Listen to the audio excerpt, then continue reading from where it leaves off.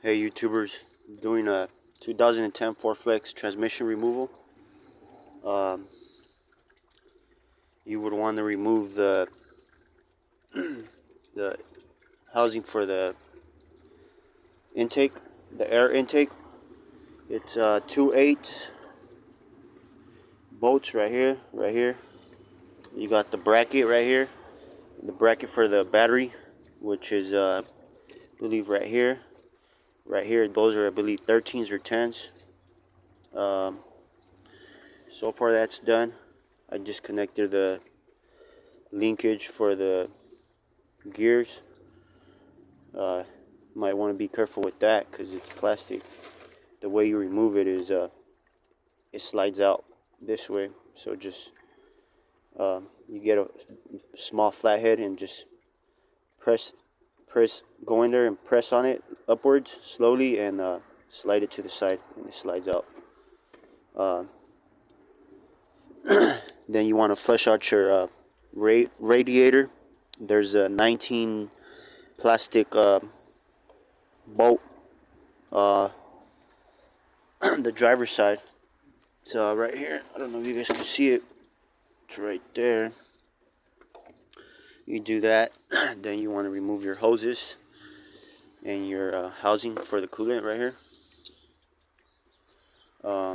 Yeah, you want to clear axis because the transmission, I'm going to try to bring it upwards instead of having to remove the whole subframe on the bottom. Save me some time and some work. So that's the next step as of right now, to clear axis all right here in the front.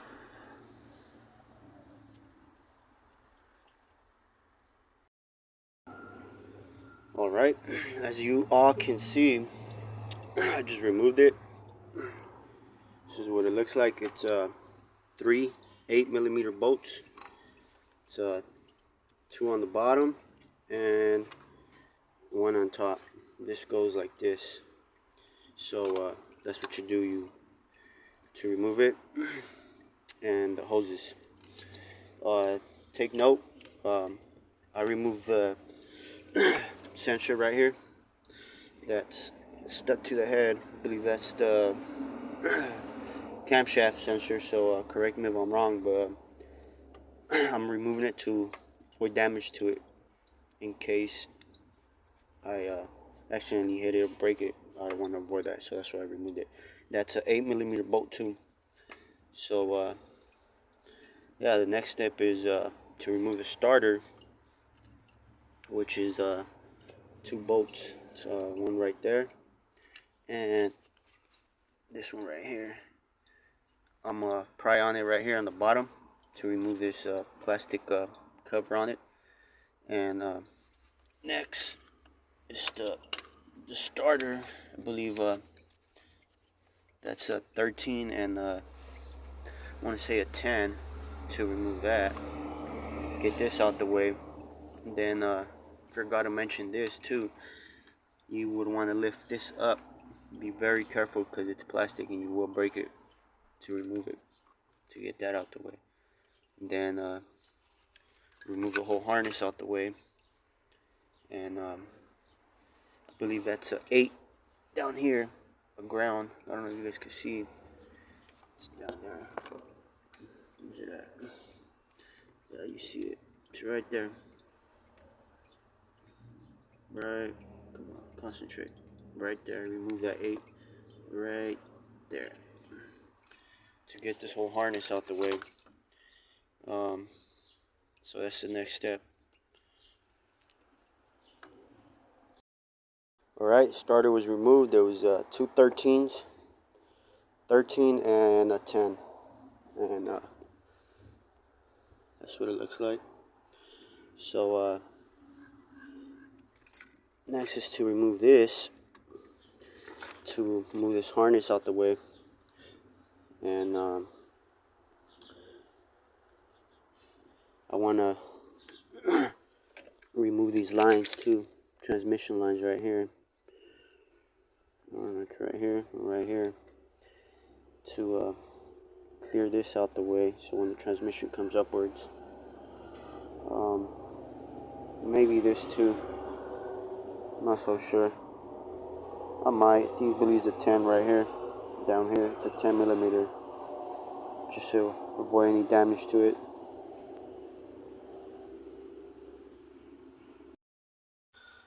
Okay, so to remove this, there's two little slots right here.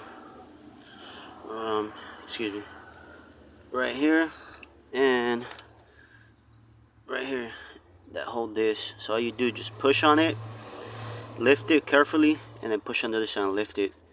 And as you can see, it's loose. Or if you want to avoid that, you could just remove these 8 millimeter bolts right here to remove the whole bracket. But my transmission comes with it, so my new transmission. So I'm gonna just leave this one on the old one. So then you remove this harness, as you can see.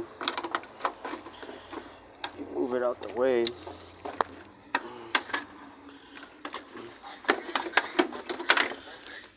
should look something like this.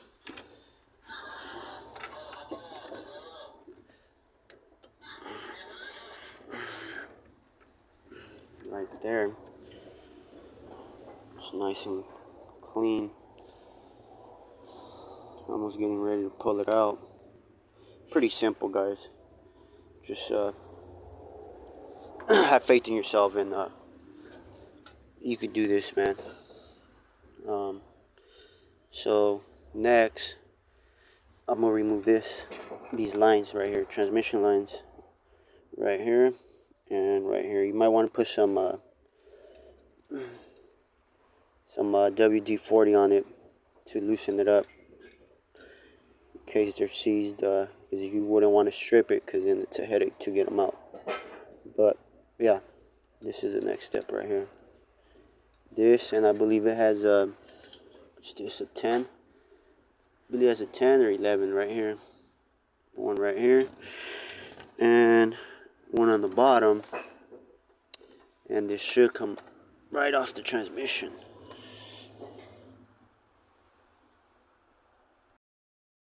Alright, before you remove those lines, you might want to remove your transmission fluid. It's a bolt right there underneath. It's I believe 11. It goes right here. Just remove it and catch your oil so you won't make a mess.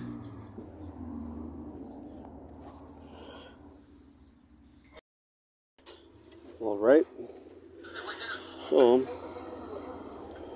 this is loose right here. These were 19s right here. So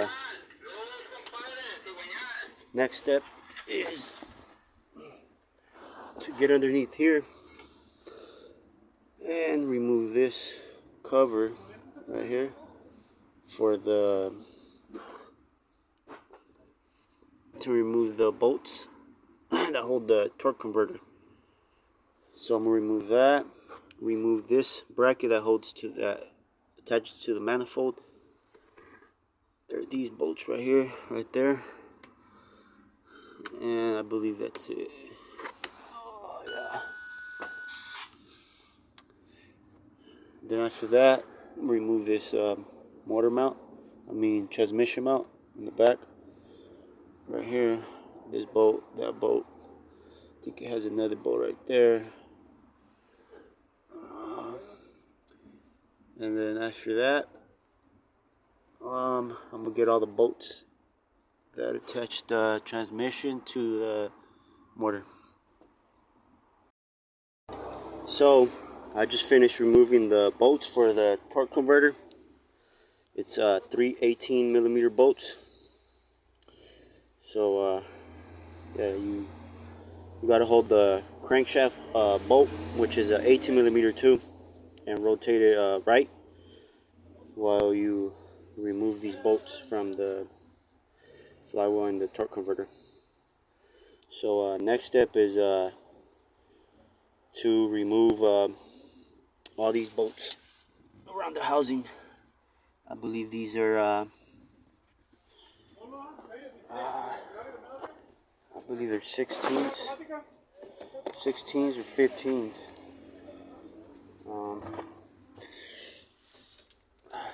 Nope, 13s. I believe they're 13s in.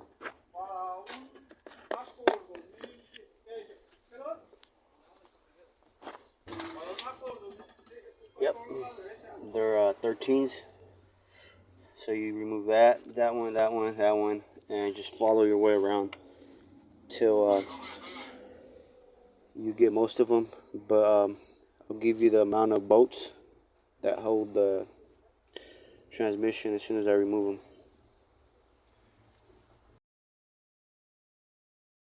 Okay, so I removed the bell housing bolts for the transmission. It was 11 bolts, 13 millimeter bolts. And yeah, next step is to remove the axles and everything. I usually do that last. So yeah, it's 11. As soon as you remove them, you should see your transmission slide to the side a little bit. If it don't slide to the side, then more likely you forgot a bolt. So it's 11 bolts. Remember that.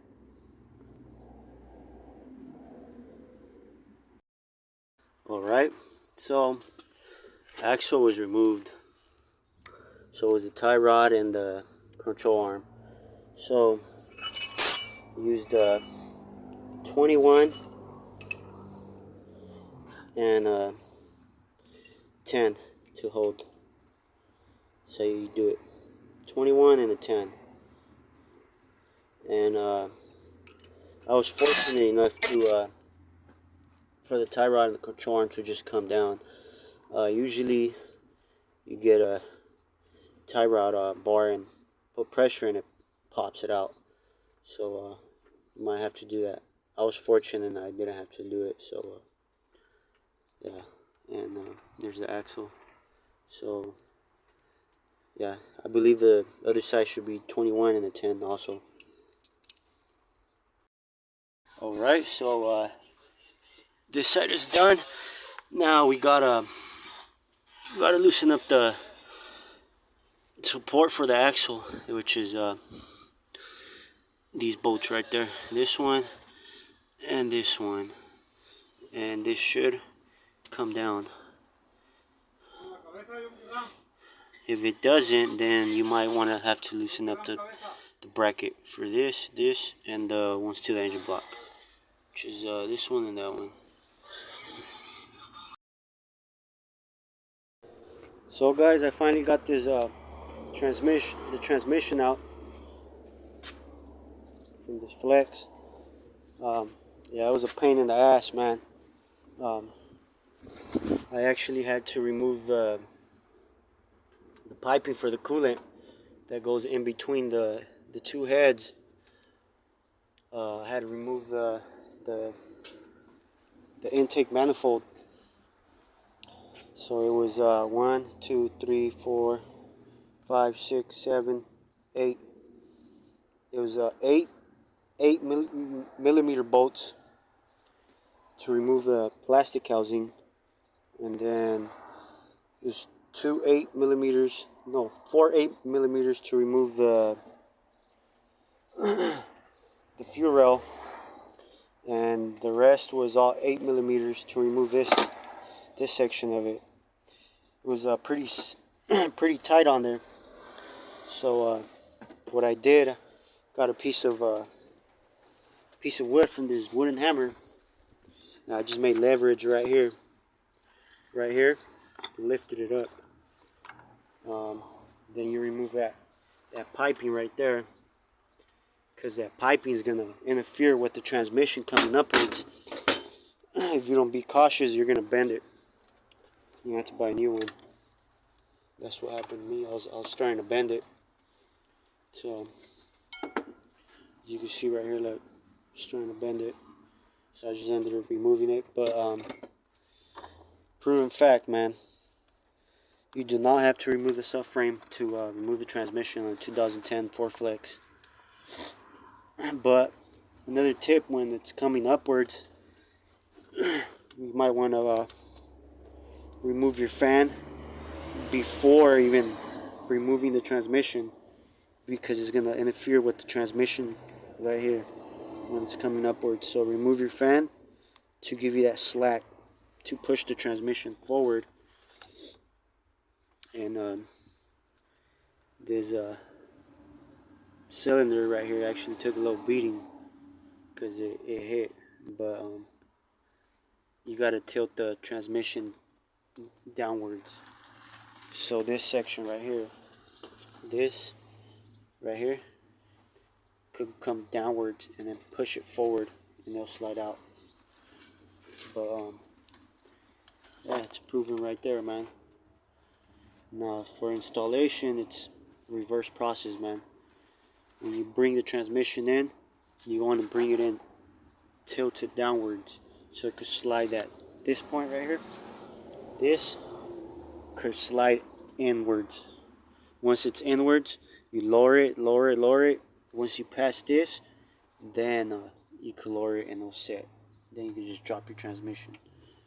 So yeah, man, it's a blessing. Hopefully you guys my video helps you guys out. Thank you guys.